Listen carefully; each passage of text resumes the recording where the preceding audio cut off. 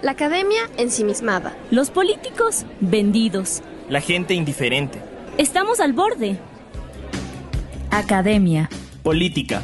Coyuntura. Desde el borde. Hacia una construcción crítica de la realidad. Comenzamos. Muy buenos días, queridos oyentes. Están sintonizando Desde el Borde, el espacio donde exploramos los temas más relevantes y profundos de la coyuntura académica y social. En el programa de hoy hablaremos sobre la preocupante situación que acontece al sector de la salud de nuestro país. El despido masivo a trabajadores del área de salud bajo la premisa de la terminación unilateral del contrato presentado entre el trabajador y las entidades públicas ha vuelto la situación más indignante, cuando dentro de los hospitales se ve una ineficiencia dentro del servicio a la ciudadanía. Profesionales con turnos extendidos de hasta 16 horas continuas y un ambiente de estrés y precariedad que lleva a un descontento colectivo sobre la situación del sector de la salud. Para ello, contamos con invitados muy especiales. Hoy nos acompañan Valesca Pérez y Alexander Amezquita. Pero antes de empezar con el tema que traemos para ustedes, nuestros compañeros de Vox Populi han recogido algunas perspectivas de nuestra comunidad universitaria para avivar más el tema de debate. Vamos con esta nota.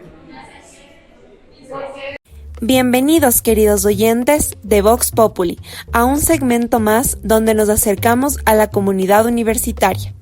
Hoy abordamos una situación crítica para la sociedad ecuatoriana: la crisis del sistema de salud.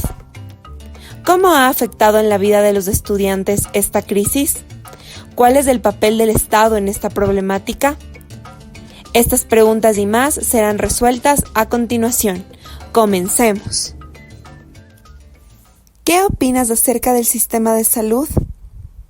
¿Cuál ha sido tu experiencia en el mismo? ¿Crees que estamos frente a una crisis de este sistema?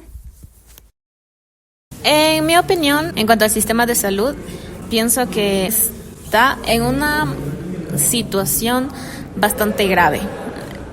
Para llegar al punto de que estén muriendo las personas de cáncer, de que no tengan acceso las personas diabéticas a sus tratamientos, y de que prácticamente cualquier ciudadano, cualquier persona no tenga un libre acceso a la salud.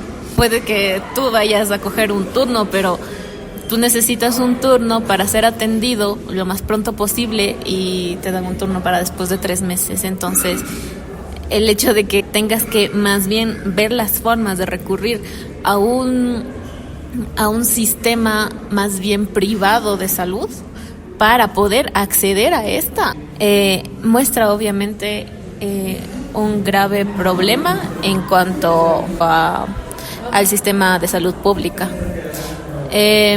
Obviamente siento que al ser público está vinculado lamentablemente al Estado. Depende de. Entonces, el hecho de que las personas no tengan acceso a una salud pública no solamente muestra una crisis en el sistema de salud, sino que obviamente está mostrando también una deficiencia administrativa en el Estado. Para mí, el sistema de salud pública ecuatoriano realmente ahorita no lo uso.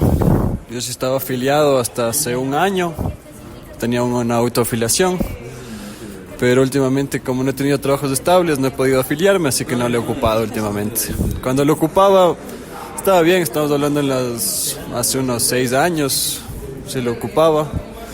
Te atendían, había sus dificultades, sus trabas, pero funcionaba dentro de todo. Actualmente no es de experiencia propia, pero de lo que he escuchado es que está bastante deteriorado, que faltan insumos y que está todo un caos realmente. En base a mi experiencia sobre el sistema de salud pública, he visto que está muy saturado. Hay bastantes personas que lamentablemente padecen algún dolor, pero como no abastecen los recursos ni tampoco el personal, a veces no los atienden o simplemente medican alguna receta, pero no son atendidos, entonces los van relegando y hasta que ya sea un caso muy grave como una operación, que fue el caso de mi papá. A él sí lo atendieron, pero porque era un caso de operación, pero había muchísimas personas que llegaban con malestar y no les atendí. Entonces pienso que es un problema también de administración y la falta de recursos, tanto de personal. Bueno, si hablamos del sistema de salud público, creo que estamos experimentando la mayor de las crisis. Tampoco es que antes el sistema funcionaba perfectamente, pero creo que desde hace unos 5 años tenemos un debilitamiento de las instituciones de salud, que tiene que ver obviamente con la crisis económica. Y esto se expresa en cosas como que no tienes acceso a citas, si se trata del seguro social, de que la misma atención de los médicos es cada vez más deficiente. Lo experimentado, sí utilizo el sistema público, lo experimentado porque la atención da mucho que desear. No hay un aspecto humano en los profesionales de la salud. Tampoco tú cuentas con medicamentos, tampoco cuentas con los exámenes respectivos para tratar cualquier tipo de enfermedad o para un diagnóstico. Entonces, sí, definitivamente vivimos una crisis súper fuerte de salud. Y me parece que es súper importante en el tema de la salud no perder de vista que es una de las obligaciones del Estado, y al ser una de las obligaciones del Estado, el hecho mismo de una crisis en el sistema de salud significa que el Estado no está cumpliendo con su principal obligación. Lamentablemente creo que hasta ahorita lo único que se cumple en el sistema de salud, y eso, bueno, tal vez porque no se han hecho públicos algunos casos, es el pago a los médicos, el pago al personal de salud, pero por el resto no hay nada. Gracias por acompañarnos en esta edición especial de Vox Populi. Continuaremos dando voz a temas que realmente afectan a nuestra sociedad. Hasta la próxima. Buenos días, bienvenidos a Desde el Borde. El día de hoy nos encontramos con Alexandra Mezquita, docente investigador de la carrera de Sociología en la Facultad de Ciencias Sociales y Humanas de la Universidad Central del Ecuador. Candidata a doctora en Sociología por Flaxo con una tesis sobre Sociología del Trabajo. Está a cargo de la Cátedra de Sociología del Trabajo en la Universidad Central, así como de la de Análisis de Procesamiento de Datos Cuantitativos y Cualitativos de Ciencias Sociales. Cuenta con experiencia en el análisis estadístico y de indicadores sociales en el sector público y privado, así como en la investigación e intervención social en temas como la migración forzada y la comunicación alternativa. También nos encontramos con Valesca Pérez, auxiliar de enfermería en el área de emergencia del Hospital de Especialidades de Eugenio Espejo. Hace 3 años presta servicio en esta institución en distintas áreas como Central de Esterilización, Neurocirugía, Nefrología, Unidad de Quemados, Unidad de Cuidados Intensivos, Neumología, y desde el 2020 en el área crítica de emergencia para pacientes con COVID. También es secretaria general del Sindicato de Auxiliares de Enfermería del Hospital Eugenio Espejo desde marzo del 2024. En esta ocasión nos enfocaremos en un tema que, aunque parece festivo, tiene un impacto significativo en nuestra sociedad: el furor navideño. Con su aumento en accidentes de tránsito, quemaduras por pirotecnia, intoxicaciones por consumo de alcohol y alimentarias, puede saturar los hospitales y centros de salud, especialmente en un sistema que ya se encuentra vulnerable. Esto sumado a un contexto de recortes presupuestarios por parte del gobierno, el sistema de salud se ve aún más debilitado, lo que ha llevado a una serie de despidos masivos en el área de salud, reduciendo aún más la capacidad del sistema para atender las necesidades de la población. Primero, según su conocimiento en cuanto a los despidos masivos, queremos saber qué es lo que piensan en cómo ha afectado eso en el área de salud y la eficacia de su personal. Comenzamos con usted, Valesca.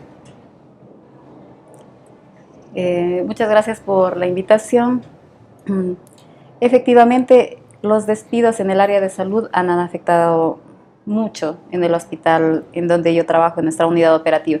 Pero no solamente es los despidos, sino también es la falta de la recuperación de las partidas, debido a que nuestras leyes bloquean la oportunidad de contratar nuevo personal.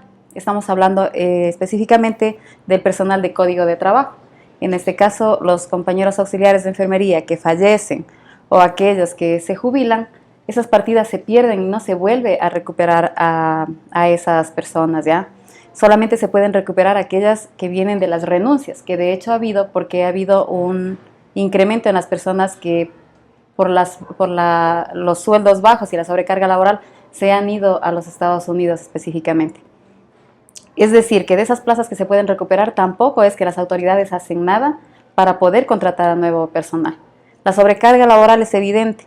El ejemplo es que hace 12 años en el Hospital de Especialidades Eugenio Espejo éramos 480 auxiliares de enfermería quienes prestábamos los servicios. En la actualidad, de acuerdo con la última nómina enviada por Talento Humano, somos 307 atendiendo más cantidad de pacientes porque la cantidad de pacientes ha aumentado y con las mismas actividades. Es decir, que estamos hablando de que la calidez y la calidad que se promulga en la misión y visión de la institución no se está dando. La calidad de parte de nosotros, del personal, se la da, atención de calidez, pero la calidad ya no es, porque nosotros estamos hablando de que un solo auxiliar de enfermería tiene que atender hasta 37 y hasta 42 pacientes diarios, 42 baños, 42 cambios de posición, 42 personas que necesitan atención inmediata para una sola persona, entonces es prácticamente imposible. La calidad es una deficiencia en la actualidad en nuestra unidad operativa, así como en las del resto del país, ya que por el hecho de ser secretaria general también tengo conexiones con los otros hospitales y los secretarios generales de los otros hospitales a nivel nacional expresan lo mismo, que a falta de la contratación y de los despidos y de lo que no se puede recuperar las partidas, existe la sobrecarga laboral, es evidente. Técnicamente para las autoridades esto no es un problema, porque ellos aducen que los hospitales están en un proceso de profesionalización. Es decir, que solo quieren que queden licenciadas y licenciados en enfermería. Los auxiliares de enfermería tendrán que ir bajando la cantidad paulatinamente, pero han ido bajando, o sea, va bajando la cantidad de personal de código de trabajo, pero las actividades no, las actividades siguen siendo la misma para el mismo personal. La profesionalización mientras esclavizamos es lo que nosotros hemos logrado determinar. La perspectiva sociológica sobre... Sí, bueno, ahí hay que, digamos, poner, digamos, en contexto varios elementos. Me gustaría hacer como tres dimensiones de esto. Uno, digamos, Valesca presenta un cuadro que, digamos, como para que todos tengamos una claridad, es bien importante. En el sector público, en el país, digamos, coexisten diferentes regímenes, ¿no? Lo que ya nos ha comentado ella, las personas que están bajo el Código de Trabajo, digamos, que corresponden sobre todo a personal que presta servicios, ¿no?, de diferente tipo. Los profesionales específicos que se les considera funcionarios públicos y que están, digamos, bajo un régimen particular, que es la Ley Orgánica de Servicio Público, y diferentes regímenes adicionales que dependen, digamos, como de la especialidad.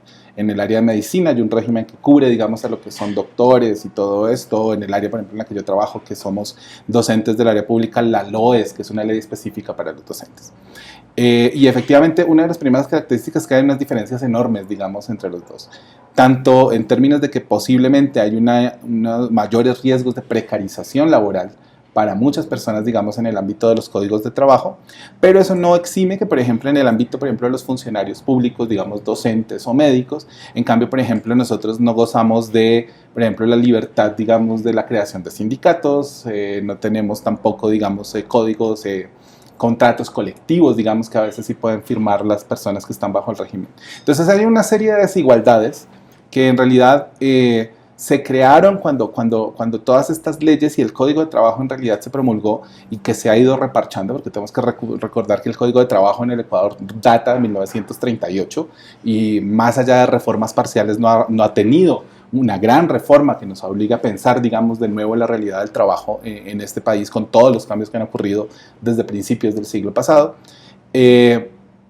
Ese código, digamos, genera todas estas desigualdades a muchos niveles hoy en día, ¿no? O sea, porque lo que tenemos es eso, un montón de parches, un montón de arreglos dependiendo de los regímenes de diferentes tipos de funcionarios. Ese creo que es un primer elemento.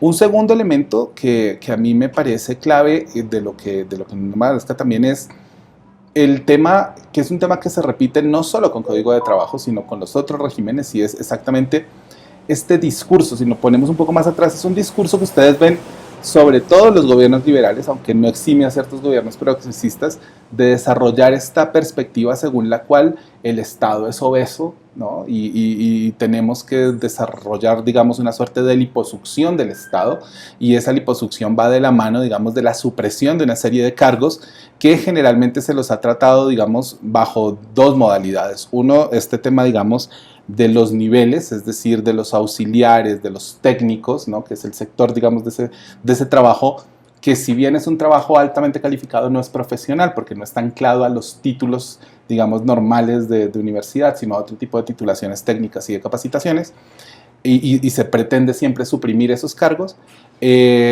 Y la segunda es como impedir que crezca el Estado, es decir, como que más bien frente a la necesidad de cosas hay que sobrecargar a los trabajadores existentes en vez de incorporar a nuevos.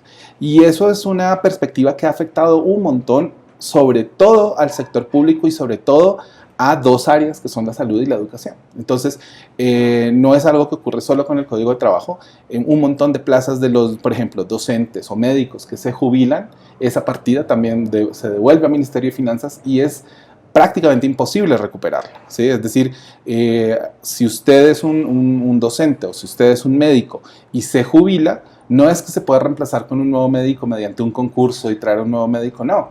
Ese trabajo se divide entre los médicos que quedan, ¿sí? O a veces se sobrecarga a esos mismos médicos o a algún personal, digamos, ocasional, pero no se abren nuevas plazas de trabajo.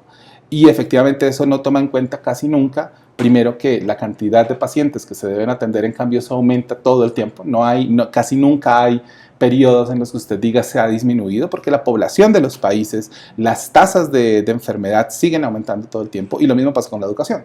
También cada vez hay más estudiantes, más demanda educativa y no se reponen, digamos, esos cargos. Pero entonces yo digo, no es solo, es una dificultad, digamos, de nuestro sistema jurídico que define, digamos, el tema del trabajo en el sector público, que tiene esta limitación para recuperar, pero esa limitación está conectada con este discurso también más grande de que el Estado es obeso, ¿no? Y que no piensa, digamos, esa obesidad en términos específicos, ¿dónde hay esa obesidad? No hay, o sea, si ustedes se mueven por el ámbito de los ministerios, de ciertos sectores, la cantidad de asesores que puede tener, digamos, un alto funcionario es altísima, y, digamos, nos comparan a nosotros con ese tipo de obesidad, y entonces pareciera como que hay un exceso de docentes, o que hay un exceso de médicos, o que se les paga mucho, sin analizar específicamente cuáles son las labores que cumplen, ¿no? Y el tercer tema, yo sí creo, ese es, por ejemplo, justo mi ámbito de especialización en el campo de la sociología del trabajo, es somos una sociedad que suele valorar muy poco, ¿no? Este segmento de la población que llamamos trabajadores técnicos, ¿sí? Y es un segmento que es muy importante, que mantiene un montón de dinámicas de la sociedad en funcionamiento, ¿sí? ¿Qué son los trabajadores técnicos? Son trabajadores, como les decía al inicio, altamente calificados, pero sin las titulaciones, digamos, de tercer nivel universitarios de posgrado, pero sí tienen capacitación, ya sea a través de la experiencia o a través de titulaciones técnicas y tecnológicas. Y ese personal lo necesitamos en todo lado. Es decir, para salirnos un poco del tema médico-docente, piensen ustedes, por ejemplo, que uno de los elementos clave de lo que nos está pasando ahora, el tema de la provisión de energía eléctrica, la llevan a cabo técnicos, ¿no? Son técnicos, por ejemplo, linieros, que son técnicos del sector eléctrico especializados en el mantenimiento e instalación de líneas de transmisión eléctrica. Y todos ellos, por ejemplo, ninguno tiene, la gran mayoría no son ingenieros, ¿no? Son técnicos electricistas, son técnicos especializados en trabajo de altura. Y que, por ejemplo, ahí también hay un montón de desigualdades. En el sector eléctrico, posiblemente un técnico puede aspirar a que su salario de entrada más bajito sea 2 salarios mínimos. Pero en ámbitos como la salud o la educación, fácilmente un técnico que puede tener un conocimiento muy, muy especializado, difícilmente a veces puede aspirar a más de un salario mínimo, un poco más de 1.5 salarios mínimos. Entonces, lo que vemos es que además hay una poca valoración social en general de la importancia de este trabajo técnico, y eso conlleva a que se den situaciones como la que Valesca nos relata, que es que, por ejemplo, cuando se caen, se llevan estas partidas y el reemplazo se hace como, bueno, o sea, un licenciado, una persona que está en un cargo superior lo puede asumir, pero no entendemos que son 2 trabajos distintos. y que este sector técnico pueda hacer. Entonces yo creo que enfrentamos un problema enorme que se vincula con una visión, tanto de la sociedad en general como desde los gobiernos, de querer reducir al máximo estos puestos, de querer, digamos, sobrecargar a trabajadores con esta carga laboral de los puestos que se suprimen, y aparte de todo con no ser reconocidos en esta enorme calidad y en el aporte que hace este sector técnico al funcionamiento de la sociedad en general. Valesca, usted justo nos hablaba sobre que hay compañeros que prefieren inmigrar a quedarse aquí trabajando. Si nos podría un poco profundizar el porqué de esto. Sí. Realmente la sobrecarga laboral es lo que a los compañeros les invita a buscar nuevas oportunidades. Porque yo he conversado con los compañeros que han migrado y lo que dicen es, estamos aquí con un sueldo que no está valorando nuestro trabajo. Prefiero irme a otro país en donde, por supuesto, voy a trabajar excesivamente, pero mi trabajo va a ser valorado. Entonces, esa falta en la economía, esa falta de oportunidad en su sueldo también es lo que les ha conllevado a irse a otros países, porque nosotros tenemos un techo y ya nosotros no podemos sobrepasar de ese techo, es decir, que a nosotros no nos van a alzar el sueldo así nos paremos de cabeza, en palabras comunes, ¿ya? Entonces, los compañeros prefieren irse a otro país, incluso porque aquí están adquiriendo enfermedades de tipo laboral. Aquí los compañeros en el hospital, hay muchos que están con el mango rotador afectado, con el túnel carpiano, están mal de las rodillas, compañeros que tienen hernias discales y siguen haciendo fuerza con los pacientes y ahora solos. Entonces, todas esas cosas ha conllevado que los compañeros también busquen esa oportunidad de irse del país. Es que no, en realidad la sobrecarga laboral tiene muchas aristas. No solamente en el aspecto también físico, como le mencionaba, de estas enfermedades, sino también en el aspecto mental, porque el ambiente laboral se ha dañado muchísimo. Ahora, es comprensible esta parte ya, porque el exceso de la carga laboral hace que usted ya llegue mentalizado para tener un día feo y para saber, y ya se predispone a que a usted le pasen cosas malas dentro del turno. Usted no va a alcanzar a hacer las cosas, usted va a ser ya llamado la atención por sus inmediatos superiores. Entonces la gente está predispuesta a eso. No se pueden realizar todas las actividades que antes se podían realizar en la mañana. El compañero de la tarde llega, le reclama, se empieza a dañar el ambiente laboral. Empieza a haber también una discordia entre el personal profesional y el personal obrero también. Se está creando una brecha enorme entre el profesional y el obrero. Estamos creando división. Y esto antes no se daba. Esto es muy visible. Por eso es que los compañeros también optan por irse. Optan también por buscar otros trabajos que no necesariamente son en el sector de la salud. También hay que ver también el lado bueno de esto, ¿no? Hay cosas que a uno le invitan a superarse. Ya no se ve la oportunidad dentro del área de salud, pues entonces uno empieza a buscar las oportunidades de estudiar y de sobresalir en otros campos. Entonces eso también se ha visto. Muchos compañeros que tenemos que han estudiado, especialmente la carrera de Derecho. Yo soy una de esas personas, me preparé, soy abogada actualmente. Entonces, tratamos también de ser resilientes y de buscar nuevas oportunidades, pero en realidad es muy preocupante esta situación y prácticamente es algo que es invisibilizado por la sociedad. A la gente no le interesa, y yo leo en redes sociales, ¿no? Dice, pero por lo menos tienen trabajo. Eso es lo que la gente argumenta. Tienen trabajo, o sea, por lo menos se quejan, pero tienen trabajo. Entonces yo sí quisiera invitar a que las personas que están escuchando esta entrevista concienticen acerca de estas palabras.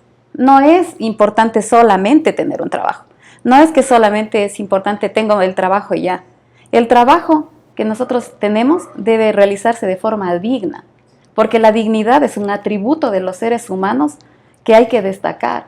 Y lamentablemente el trabajo, cuando ya no es digno, cuando usted ya no tiene las condiciones apropiadas, cuando usted no tiene los implementos necesarios para trabajar, se aparta totalmente de la dignidad, totalmente de los derechos. Usted empieza a ser vulnerado completamente en sus derechos.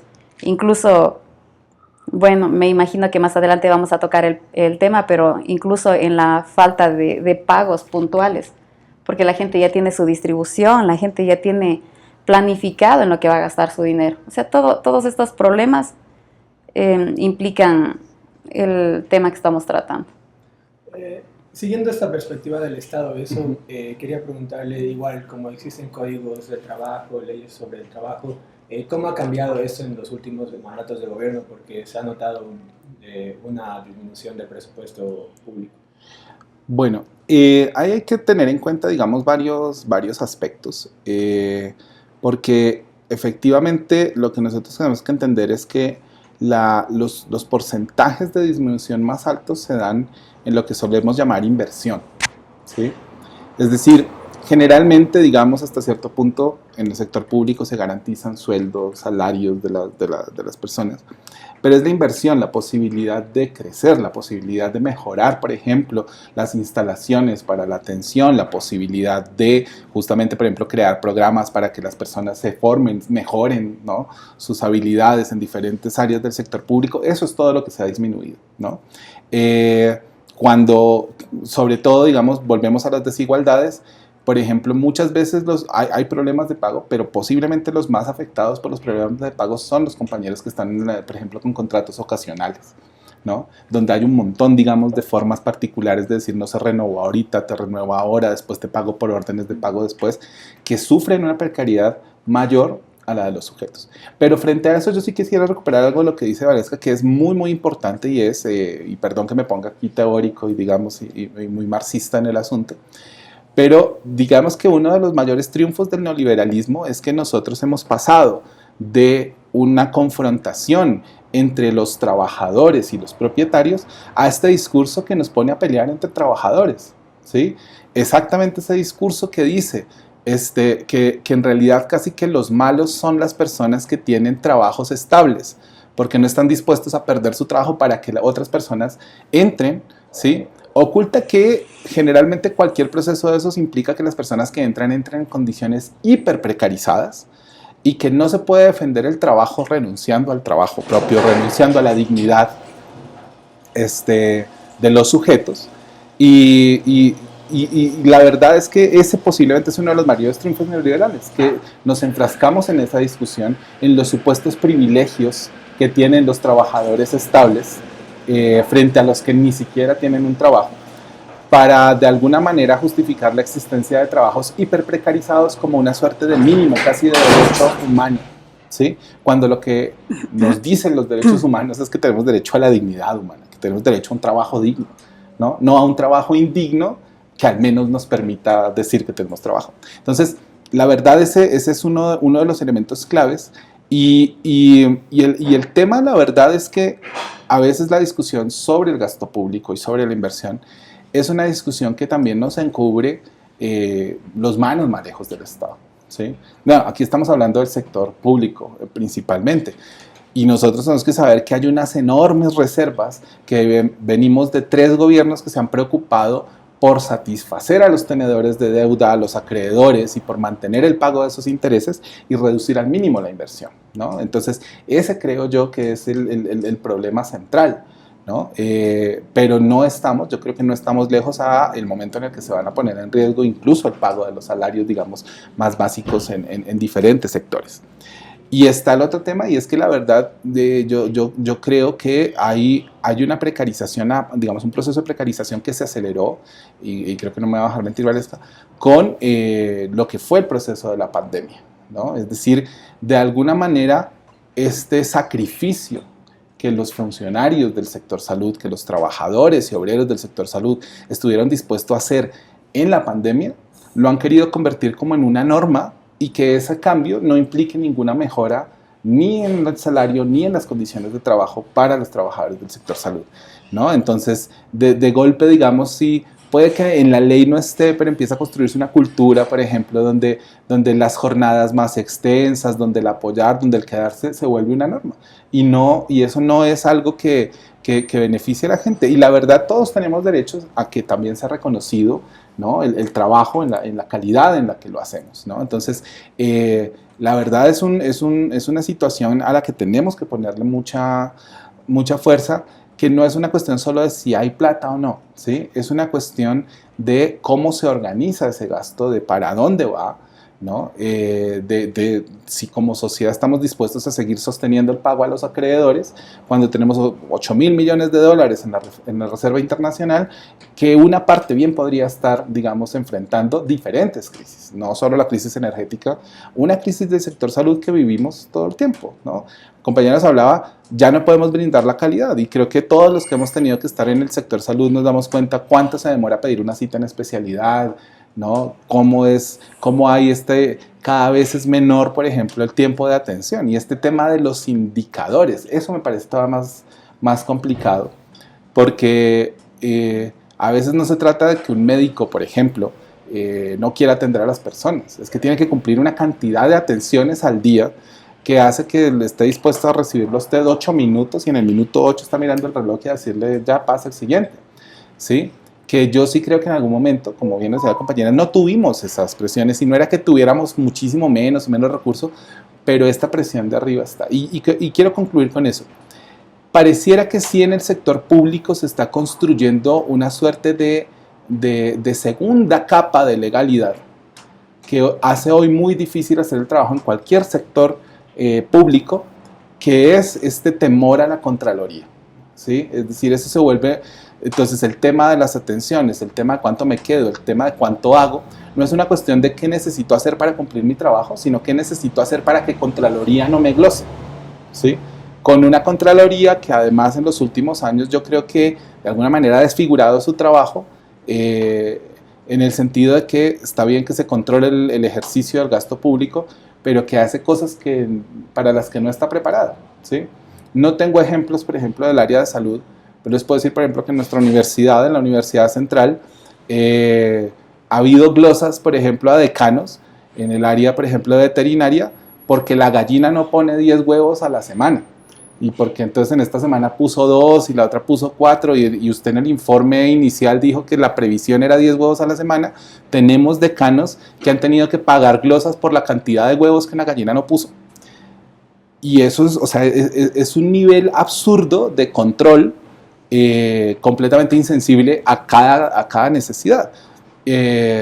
Lo cual no quiere decir que uno esté en contra de que haya un escrutinio sobre el uso de los fondos públicos, pero que tiene que ser adecuado, que tiene que ser, ¿no? Así. Entonces, hay un montón de estos temas, y sí es cierto, y concluyo con esto, regionalmente somos uno de los países que menos le paga a su personal de salud. Eso es algo que está claro, digamos, en las estadísticas laborales. No es un fenómeno exclusivo del Ecuador. Si ustedes hoy se mueven un poquito, por ejemplo, hay una franja enorme, por ejemplo, de médicos en Argentina que dedican una semana o 2 semanas cada 2 meses a tener un consultorio en Chile. Porque esa semana de tener consultas en Chile les paga a veces más que su salario entero de un mes en Argentina. Y situaciones así son las que llevan, por ejemplo, a muchos trabajadores del sector a moverse. Y sí está muy bien que la gente, digamos, se capacite, vea otros temas, pero les voy a dar un dato sencillo. Ustedes recordarán que estuvimos en una discusión hace tiempo, digamos, acá en el Ecuador con el tema del trabajo por horas y con el tema de los cambios de las jornadas laborales. Bueno, las estadísticas, nosotros tenemos un observatorio del trabajo en la Universidad Central, en la carrera de Sociología. Las estadísticas nos dicen claramente, por ejemplo, que hay un alto porcentaje de trabajadores que trabajan más de 40 horas y que esas más de 40 horas las hacen en 2 trabajos, y que de ese grupo que hace eso, más del 70% ganan menos por hora que un trabajador que trabaja menos de 40 horas. Es decir, usted se consigue un segundo trabajo no necesariamente para ganar más, sino a veces para ganar lo mínimo, ¿sí? Entonces, y que realmente tener 2 trabajos a veces no garantiza más dinero, ¿sí? Sino que lo que garantiza es mayor precariedad, es ganar menos por hora que en las demás situaciones.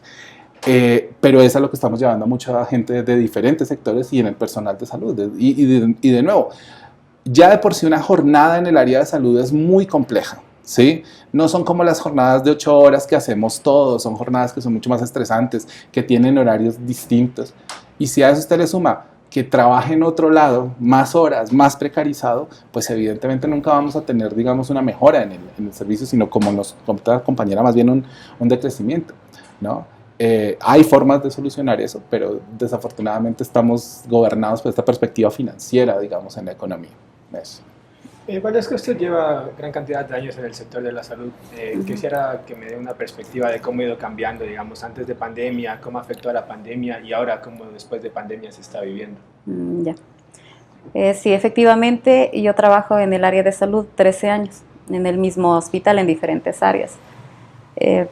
Primero, siempre he sido partidaria de que uno cada cierto tiempo sí es bueno oxigenarse, cambiándose de áreas, porque incluso se aprende cosas nuevas y uno se prepara más. Antes de la pandemia, nosotros sí contábamos con una cantidad respetable de personal, ¿ya? Pero después de la pandemia, cuando inicia la pandemia, primero nos cambian de áreas y empiezan a crear áreas improvisadas, áreas que no existían, para poder atender esta pandemia, porque nadie estuvo preparado para una patología de esta dimensión. Entonces, cuando a nosotros nos empiezan a cambiar el área para el personal de la salud, fue muy impactante porque era algo desconocido. Creo que para todo el mundo, pero para nosotros era mucho más, nos afectó mucho más, en el sentido de que a mí me pasaban al área COVID y yo iba con la predisposición de morir. O sea, yo decía, yo ahí me voy a morir. Y mire que todo el personal de salud, y eso se manejó a nivel de todos, lo que hicieron es, nos fuimos a vivir aparte, mandamos a nuestros hijos a provincia a vivir con nuestros padres, otras personas entre el personal de la salud arrendaron cuartitos, o dentro de las mismas casas les daban un cuarto exclusivo, aislado de toda la familia. Entonces esto sí que creó un impacto psicológico bastante grande en el personal. Uno quedó severamente afectado. Todavía nosotros tenemos los rezagos de una pandemia para la que no nos prepararon, para la que nos querían lanzar incluso sin la indumentaria correcta. También tuvimos que pelear muchas veces por eso, rehusarnos a entrar a las áreas con simples mascarillas. Ahora nos damos cuenta que sí lo podíamos hacer, se podía entrar con mascarillas normales, pero en ese tiempo no sabíamos eso. En ese tiempo entrábamos como astronautas y lo único que pensábamos era en sobrevivir. Cada turno era sobrevivir. Después de la pandemia, la salud de toda la gente se empeoró. Las personas que tenían enfermedades base, por ejemplo, insuficiencia renal, diabetes, hipertensión, cáncer, las personas se apeoraron en sus enfermedades. Eso era visible porque en el área de emergencia alzó la cantidad de pacientes que llegaban. Entonces, antes no era así. Antes las personas cuidaban de su enfermedad, pero después de la pandemia, esta masa se infló, incluso en los pacientes con discapacidad, porque pacientes que salían de una terapia intensiva ya quedaban con algún daño severo, bastante grave. Se ha conocido mucho de esto ya. Y más que todo, que hay que tomar en cuenta que a veces solamente nosotros hablamos de la salud física, sin darnos cuenta que la salud mental es mucho más importante. Yo he visto a lo largo de estos años y sí, mi sueño es que algún día llegue un gobernante que se preocupe de la salud mental de las personas. Nosotros tenemos gran cantidad de muchachos que siguen psicología y es una de las ramas que se ve afectada en el desempleo. Muchos psicólogos salen de la universidad y no encuentran trabajo jamás, y eso no debería ser. Nosotros deberíamos tener muchos psicólogos para las áreas. Mire, el hospital en donde yo trabajo es uno de los ejemplos.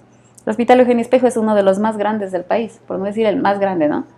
Nosotros trabajamos aproximadamente unas 4,000 personas ahí, contando también con los estudiantes de medicina que llegan a hacer sus prácticas, y nosotros contamos con una sola psicóloga para todo ese personal.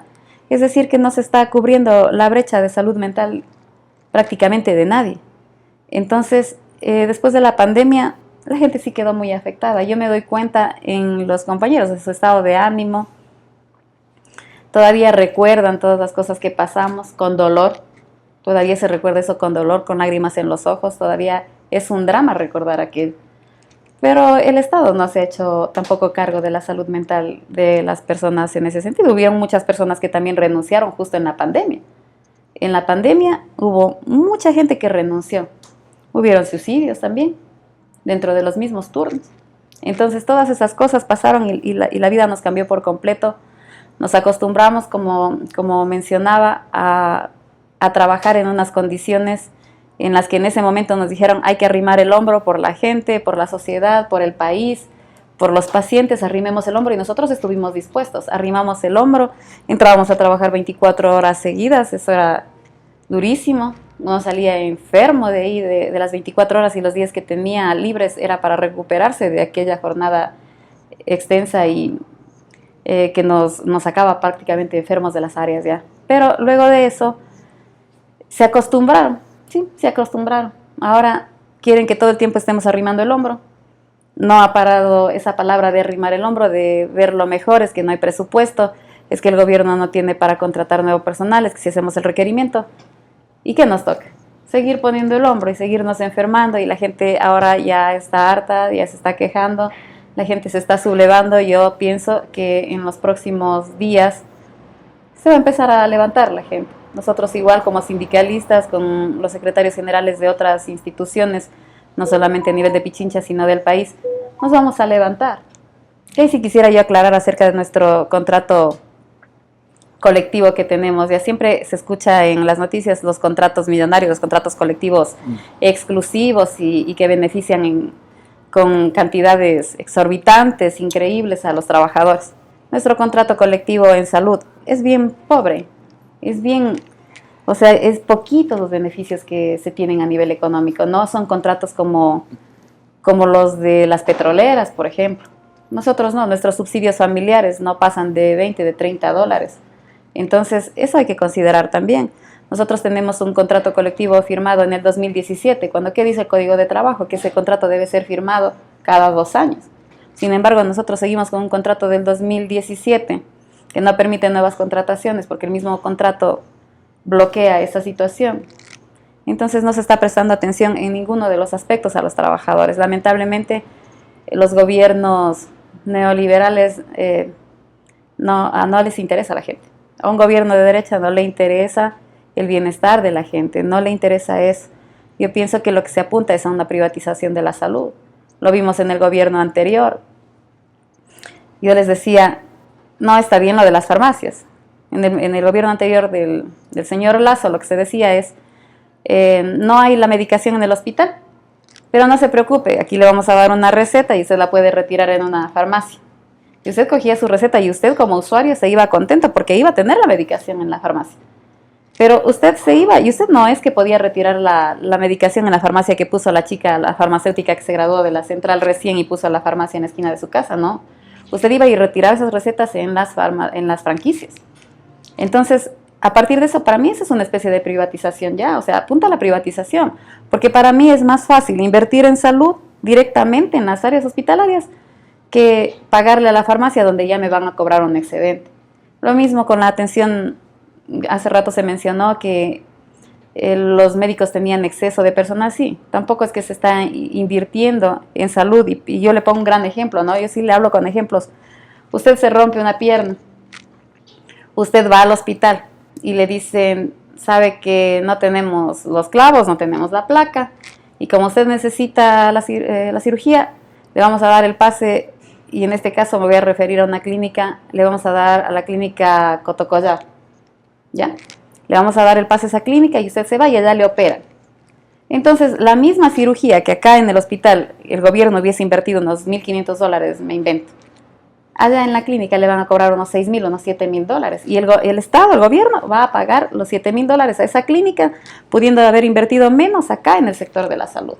Entonces, simplemente lo que no existe es una voluntad de parte de los gobernantes para poder mejorar las condiciones ni de los trabajadores, ni de los usuarios. En el caso de educación tampoco. No les interesa a ellos mejorar la educación en la Universidad Central, no les interesa poner más presupuesto y tratar de abrir los cupos para los universitarios. Lo que les interesa es, vamos a becar a los estudiantes en las universidades privadas. ¿Y quién paga el excedente? Porque hasta donde yo tengo entendido, el sector privado nunca pierde. Cuando usted tiene en el sector privado un trabajador y usted tiene un problema con el usuario, ellos denuncian, no me dieron la atención correcta. Yo he trabajado en el sector privado y eso hace. No se le bañó a la niña en una ducha como quería el cliente. Denuncian y dicen, no, eso no era correcto porque yo estoy pagando mi dinero. O sea, yo no quería que le bañen con una tina, yo quería que le bañen distinto. Entonces, la clínica no pierde. La clínica le descuenta al trabajador por no haber brindado la atención. Entonces, así se maneja el sector privado. Y eso debe quedar claro ante la sociedad, que dicen lo del sector privado es mejor, lo del sector privado es mejor. Y ahí sí también yo discrepo un poco, porque nosotros también nos sometemos a que el Ministerio de Salud siempre nos esté evaluando, ¿ya? Entonces nosotros tenemos quirófanos que pasan por hisopados, que tienen que cumplir con las acreditaciones correspondientes, y cuando uno trabaja en las clínicas, uno se da cuenta de que allá no es así. Allá, si a usted le falta alguna cosa, pagan para poder solventar lo que no pasaron. Yo he sido fiel testigo porque he trabajado también en el sector privado, ¿no? Hace años. Entonces nosotros podemos ver que si es que existiera voluntad de los gobernantes, pudiéramos nosotros obtener mejoras en nuestra atención, en salud, en educación, en energía, en todo. Simplemente falta la voluntad de los gobernantes, eso es lo que hace falta. El profesor Alexandra Mezquita nos explicaba que la Contraloría ahora está exigiendo, digamos que sobreexigiendo una especificación en las glosas. ¿Cómo nos podría dar una perspectiva de eso del sector de salud? Sí, claro, y igual yo le señalo un ejemplo. Ellos siempre están sometidos a estas auditorías, ¿ya? Entonces, cuando, por ejemplo, hace unos 8 meses, me parece, a nosotros nos dejaron de pagar lo que eran las horas suplementarias. Nos dejaron de pagar, la gente estaba desesperada porque esa plata que llegaba más o menos hasta el 20 de cada mes ya no le llegaba, ya no podían cubrir algunas necesidades, ¿ya? Entonces, nosotros hicimos un plantón en el hospital. Y ahí es cuando nosotros visualizamos y pudimos observar el alcance que tienen las glosas. El señor gerente decía que dejó de enviar los requerimientos para esos pagos porque tenía miedo de que le hagan una glosa y que en el momento menos pensado le digan, bueno, usted les pagó a los trabajadores tal cantidad de dinero y ahora le toca pagar a usted. Y él decía, yo, ¿de dónde voy a pagar tanto dinero si ustedes prácticamente ya a eso no tienen derecho? Y habían hospitales de Guayaquil a los que les habían estado pagando. No sé, por ahí hubo problemas, hubo una glosa y el gerente tuvo que hacerse cargo de ese dinero. Entonces, esto de las glosas está dirigido directamente a las autoridades de las unidades o de las instituciones educativas, se llámese gerente, rector de la universidad, porque ellos son plenamente los administradores y deben llevar esto minuciosamente. Entonces, la Contraloría en realidad hace unas auditorías y los funcionarios caen, por eso a veces ellos muchas veces se equivocan, como en este caso que le menciono. Bueno, el señor gerente acá firmó para que nos sigan pagando y nos siguen pagando, aunque ahora ya no nos pagan a tiempo, ¿no? Siempre se están atrasando, vienen meses atrás que se quedan con los pagos, prácticamente nos están pagando junto con el sueldo, cuando deberían pagarnos solamente hasta el 15. Pero es eso lo que puedo decir al respecto de las glosas, eso es para ellos. A nosotros como trabajadores obreros no hemos sido sometidos a esto, la verdad, porque nosotros no tenemos el dinero para administrar, entonces no nos audita. Usted nos comentaba que había una depreciación general del valor del trabajo de la salud. No sé si nos puede dar una perspectiva regional de este problema. O sea, bueno, como les decía, digamos, uno de los elementos claves estuvo vinculado con el tema de pandemia. Pero es más que la pandemia, es un funcionamiento en general del capitalismo. Digamos, la gente no se da cuenta, pero que todo negocio funciona así. Y es que no hay ningún incentivo en términos del libre mercado para que si usted por X o Y circunstancia aumenta la productividad, usted vuelva a condiciones previas, ¿sí? Entonces, por eso, por ejemplo, los precios nunca bajan. Eso es una cosa así sencilla. O sea, si el mercado libre le permite, digamos, a un capitalista vender su producto un poco más caro, no le va a bajar de precio después, ¿sí? Y ese dinero extra no es que dice, ay, estoy ganando más, voy a contratar más gente. No, si puede seguir produciendo lo mismo con las mismas personas, no va a reinvertir. ¿Qué es lo que a veces la gente no se da cuenta? Y esa es la falacia del libre mercado, ¿sí? Si usted no construye un Estado, que no se trata de un Estado que regule los precios, no, pero que obligue a que, por ejemplo, usted tenga mejores condiciones, que obligue a procesos de reinversión, no hay ningún incentivo para que el capitalista, digamos, el excedente lo reinvierta, digamos, en sus trabajadores, en la producción, en mejorar las cosas. Y eso yo creo que, aunque queramos pensar que no vendemos un servicio con la salud pública, que no vendemos un servicio con la educación pública, la verdad es que los estados entienden eso de esa manera. Esa lógica se replica. Entonces, ¿qué pasó? Las personas, digamos, hicieron unos esfuerzos sobrehumanos durante la pandemia en términos del trabajo en el sector salud, y cuando terminó el sector salud dijeron, ahí lo mantenemos. Y de nuevo, eso se replicó en un montón de cosas. A muchos trabajadores, no solo del sector salud, por ejemplo, ustedes recordarán durante pandemia, en la famosa ley de apoyo humanitario, el gobierno de Lasso, por ejemplo, creó como un vacío, como un loop ahí en la ley que se podía hacer para que a usted, siendo un trabajador de tiempo completo, la ley dice que si usted es un trabajador de tiempo completo, usted trabaja 40 horas a la semana, ¿sí? Pero que a usted le podían reducir esa jornada. Entonces que usted, porque pandemia, porque la crisis, por lo que fuera, entonces usted podía empezar a trabajar 36, 38 horas y le bajaban el sueldo. Y la ley decía que eso iba a durar un máximo de un año, con una máximo de una renovación de un año adicional, donde los empresarios tenían que justificar por qué en pandemia, en medio de la crisis económica, necesitaban ese apoyo, digamos así, y después tenían que volver a las condiciones previas, ¿sí? Si ustedes miran, por ejemplo, esto pasó en las universidades públicas y privadas, hubo procesos de reducción de salarios que duraron mucho más. O sea, hay procesos que han durado hasta los 2023 finales, 2024 finales, aunque debió haberse acabado en 2022. ¿Sí? ¿Por qué? Porque hay esa inercia del capitalismo. O sea, ya estoy teniendo el mismo trabajo. Porque esta es la cuestión. Usted como trabajador decía, voy a trabajar 36 horas y me puede bajar el sueldo a lo correspondiente a 36 horas. Pero usted seguía haciendo el mismo trabajo que hacía en 40 horas, solo que se mata más. Pero era su aporte. Y después quieren que usted haga el mismo aporte, ¿sí? Por la misma cantidad de sueldo, ¿ya? Y por esa reducción. Entonces, creo que esa es una dinámica general del capitalismo que ha producido que ese esfuerzo adicional que se hizo después se convierta en una norma, ¿no? Y no solo eso, sino que además han detenido los procesos de inversión. Entonces es muy difícil que ahí se mejoren condiciones laborales cuando usted no tiene fuentes de inversión. Entonces, creo que eso es lo que ha pasado. O sea, lo que ha pasado, digamos, en general es una precarización, digamos, de todos los ámbitos del trabajo. De jornadas laborales, de intensidad del trabajo, en temas salariales, incluso de protección, ¿sí? Que son muy fuertes. O sea, un ejemplo que usted puede ver es cómo funcionaba el tema de los permisos médicos, ¿no? Antes de pandemia, usted tenía un permiso médico, lo tenía que validar, digamos, en un centro de salud y podía decir, yo no voy a venir a trabajar porque tengo esta condición, no puedo venir este día. Y es un permiso, y talento humano le aprobaba y decía, listo, y usted tenía un máximo. Pero cuando vino pandemia pasó esta cosa de que, está enfermo, sí, pero puedes hacer teletrabajo, ¿sí?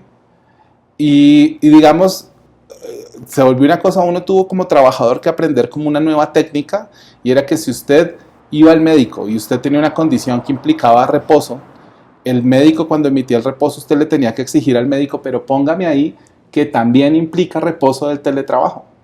Porque si no, lo que hacían las empresas era, listo, si no, tranquilo, vete a tu casa, pero mándame estos 6 informes, ¿sí? Y porque puedes hacer teletrabajo. Entonces, antes tú nunca tenías que justificar, o sea, si a ti te daban reposo, era reposo total, ahora tú tienes que decir, no, pero mi reposo implica además que no haga teletrabajo, ¿sí? Y es muy probable que en muchas instancias laborales no te acepten un reposo sin teletrabajo. O sea, es ese nivel de precarización al que nos estamos exponiendo después de la pandemia, que para mí lo que refleja es ese comportamiento del capitalismo. Es decir, ven en la pandemia una oportunidad de precarizar más el trabajo y se va. Y se nos vuelve condición laboral. Eso es una de las cosas que a veces nosotros no entendemos. La precariedad nunca es una cuestión temporal, la precariedad es una condición permanente del capitalismo. Es lo que caracteriza el neoliberalismo, es que el capitalismo convierte la precariedad en una condición de trabajo y no en una condición temporal que podía superarse alguna vez. Y eso ocurre en todo lado, pero efectivamente el sector salud tiene unas condiciones muy particulares que como que incrementan esos riesgos, ¿no? Como decía la compañera, los riesgos laborales del sector salud, ¿no? Son altos, Y muchas veces, además, a veces nosotros nos olvidamos en los análisis del trabajo pensar en los riesgos laborales de los diferentes trabajos, ¿sí? Les digo, por ejemplo, hoy en día habrá que ver, por ejemplo, yo estoy casi seguro que no es así, por ejemplo, si los periodistas de medios, por ejemplo, medios financiados públicamente o incluso en medios privados, que cubren orden público, tienen un régimen diferente de riesgos profesionales, ¿sí? Y digo, eso, o sea, yo vengo de Colombia. En Colombia vivimos una guerra interna en serio, digamos, ¿no? Esta guerra interna que se inventaron aquí, digamos, para crear los estados de excepción, sin menospreciar con eso la violencia a la que sufren, pero yo me refiero a ya teníamos un actor armado, completamente identificado contra el Estado. Y la gran mayoría de los periodistas, esto fue algo que yo empecé a investigar a finales de los 90 ya en Colombia, la gran mayoría de los periodistas que cubrían orden público eran ocasionales, ¿sí? Se arriesgaban, muchos morían en el proceso y nunca tenían ni siquiera un pago extra, por ejemplo, por lesiones personales o si eran víctimas, por ejemplo, de una bala perdida en un evento. Entonces es algo que ya ha estado ahí, ¿no? O sea, está ahí. Y hoy en día las profesiones no solemos analizar eso, los riesgos profesionales que sufren y eso cómo merece un tipo de atención específica, que podría estar en los contratos colectivos y no está y todo eso. Y pensando, digamos, en estas condiciones precarias por las que tú me preguntas, o sea, yo creo que efectivamente la única respuesta que nosotros podemos tener tiene que ser la organización laboral, tiene que ser la organización de los trabajadores. Por ejemplo, en el sector público, los funcionarios, ¿no? Me refiero a los que estamos acogidos, por ejemplo, a la LOES o a la LOCEP, no tenemos la posibilidad de sindicalización, pero hay una cosa grande que se llama sindicalización por rama, por ejemplo. Entonces, sí, yo no puedo crear un sindicato de profesores de la Universidad Central.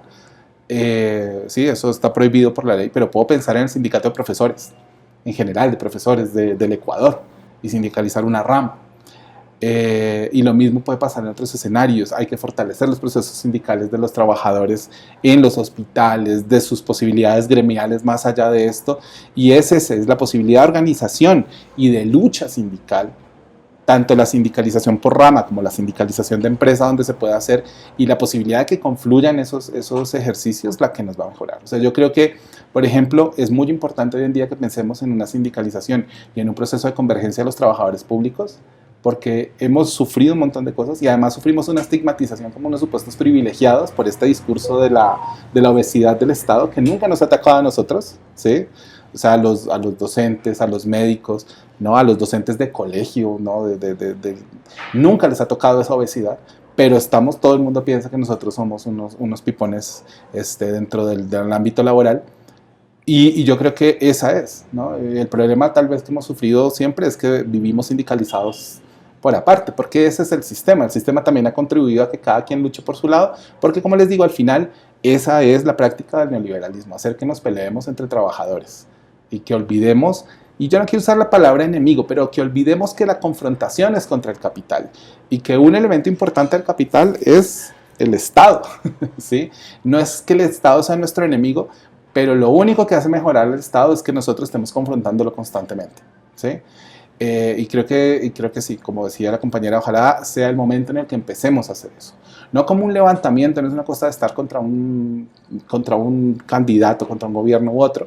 Es al funcionamiento del Estado, a mejorar el Estado, a reconocer que somos parte del Estado y que en esa participación nosotros podemos dar, ¿no?, más cosas.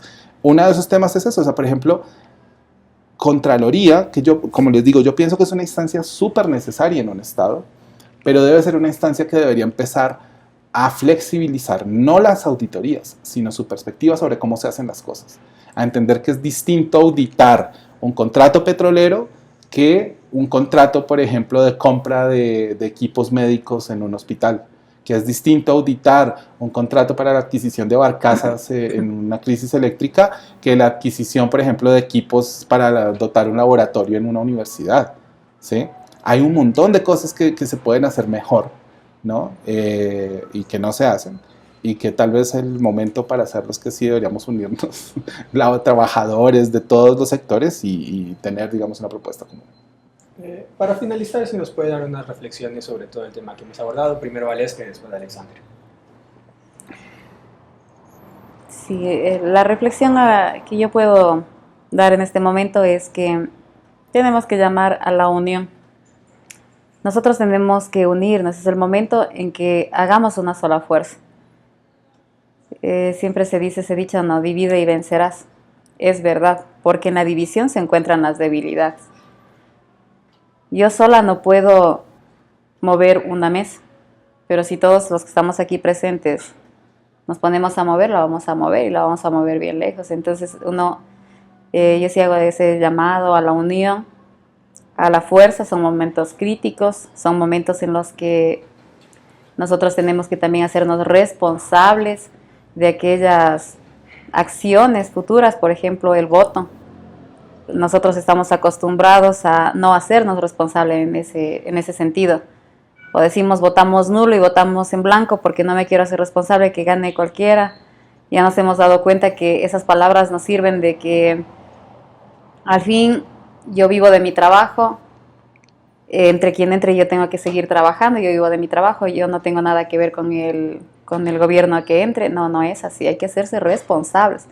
Ahora nosotros estamos viendo que sí depende de nuestro voto y que no es que porque entra una persona yo voy a vivir de mi trabajo, así no funciona. Estamos viendo que ese trabajo puede colapsar, se puede frenar de acuerdo con el gobierno que entre, porque ellos lo único que entran es a tratar de ganar contratos, a tratar de sacar adelante a su familia y así a sí mismo, ¿no?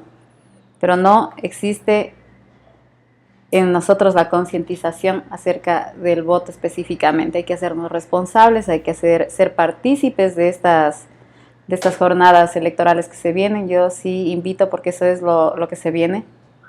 Uno tiene que ser consciente de eso y la gente tiene que entender que hay que seguir luchando por los derechos. Hay que seguir el ejemplo de gente que ya ni siquiera está acá. Nosotros las luchas laborales que tenemos es por gente que incluso ya falleció. Nosotros ya no tenemos valentía. Yo veo que ya no hay valentía en las personas, en los jóvenes. Nosotros todos los beneficios que ahora tenemos es porque un grupo de personas se organizó, salió adelante a levantar su voz, pero ya no lo hacemos, así somos cómodos. Lamentablemente esperamos que otras personas hablen por nosotros y ni siquiera nos hacemos responsables de eso. Muchas veces he escuchado a gente que dice, no hablo porque si yo digo algo, los demás se van a quedar callados. Cuando a mí me ataquen, yo voy a ser el que quedó mal. Y mejor me quedo callado, o sea, sigo aguantando todo lo malo que me venga, porque simplemente no tengo apoyo, y no es así, uno tiene que hacerse responsable. Entonces a ustedes como jóvenes, yo sí les invito a que ustedes sigan en pie de lucha. Ustedes son parte de esa universidad linda, esa universidad central que yo siempre he admirado. Mis hijos están en esa universidad y yo siempre en ellos señalo la necesidad de salir a las calles, de levantar la voz, de expresarse cuando algo no está funcionando bien. Y yo he sido quien les ha cogido de la mano y les ha dicho vamos por lo menos a manifestarnos, vamos. Nosotros solo estamos esperando siempre que vengan los indígenas. Ellos siguen poniendo la espalda, ¿no? Como hace 300 años. Siguen poniéndole el pecho a las balas, siguen de alguna forma recibiendo los latigazos de los patrones, siguen haciéndolo. Y ahí es cuando nosotros funcionamos, porque salimos a prestar ayuda en salud, en lo que podemos, y salimos con ellos juntos a luchar. No permitamos que nos invada ese sentido de la indiferencia, del que me importismo, porque todos somos y estamos en este país. Y ustedes como jóvenes son aquellos que se van a quedar. Al fin nosotros ya estamos ya en un lugar en el que, para bien o para mal, como dicen, no tenemos nuestro trabajo, tenemos de dónde solventar nuestras necesidades, pero son ustedes aquellos que se quedan y son ustedes aquellos que tienen que luchar. Invítennos a nosotros también. Nosotros como gente ya de más de 40 años, ¿no? Nosotros somos personas que tenemos experiencia y nos pueden invitar. Nosotros tenemos el ánimo de salir y todo, pero muchas veces se ve que a los jóvenes no les interesa nada y eso no está bien. Traten de organizarse, acudan a los dirigentes sindicales, dirigentes de asociaciones, dirigentes de movimientos. Inviten a esas personas a que también apoyen. Que una persona, 2, 3 o 10 les va a sumar en la cantidad de personas que van a salir a manifestarse y a expresar ante cualquier gobierno que venga, independientemente de la ideología, a expresar esto no está bien, esto no me gusta y eso tiene que mejorar. Créame que sí escuchan. Cuando usted lo hace el grito colectivo, le escuchan. Cuando usted lo hace individual, usted pasa desapercibido. Pero cuando usted forma un colectivo, estorba. Esas 10 personas que saben estar al frente del municipio, gritando de lunes a viernes, a veces ustedes se van y les ven gritando y gritando, son 10. 10 pelagatos, dicen, pero esos 10 pelagatos ya le hacen bulla al señor alcalde. Esos 10 ya le hacen bulla a alguien. Entonces, sí escuchan cuando el pedido es colectivo. Entonces yo les invito a eso, a que se hagan partícipes y se hagan ustedes, se empoderen de la lucha por los derechos de las personas a nivel general, la lucha de todos los trabajadores, la lucha estudiantil en ese sentido. Ustedes tienen en sus manos levantar la voz. No tengo mucho más que decir después de lo que ha dicho Valesca, pero sí les recomendaría además que esto, o sea, digamos, nosotros podemos seguir reflexionando esto. Nosotros tratamos de hacerlo ahí en nuestra facultad, trabajamos en el observatorio, pero más allá, digamos, de esa observación y el análisis, efectivamente, yo reitero lo que les dije antes y lo que dijo Valesca ahora. Ahí hay que unirnos, hay escenarios donde lo podemos hacer. Efectivamente no hemos muchas veces querido hacerlo, se interpone entre nosotros un montón de barreras, y creo que la parte importante es reconocer que eso, o sea, que la barrera más importante es la que se nos pone entre trabajadores, porque todos somos trabajadores, eso para mí es clave. Ustedes también van a ser trabajadores y ya lo son, digamos, de las ciencias sociales, y hay que juntarse como trabajadores de diferentes niveles para hacer las cosas, ¿no? Estamos en un contexto de precarización muy fuerte, no hay perspectivas de que eso mejore, a no ser que intervengamos en ese proceso.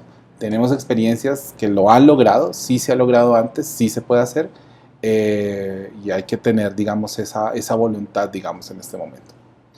Así concluimos esta edición de Desde el Borde. Agradecemos mucho a Alexandra Mezquita y Valesca Pérez por esas entrevistas y nos vemos en una próxima edición. Gracias.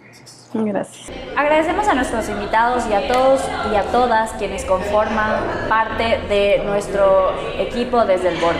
Les agradecemos por vernos. No olviden seguirnos en todas nuestras redes sociales. Tenemos Facebook, Instagram, TikTok y subimos todas nuestras entrevistas a YouTube. Nos vemos hasta la próxima.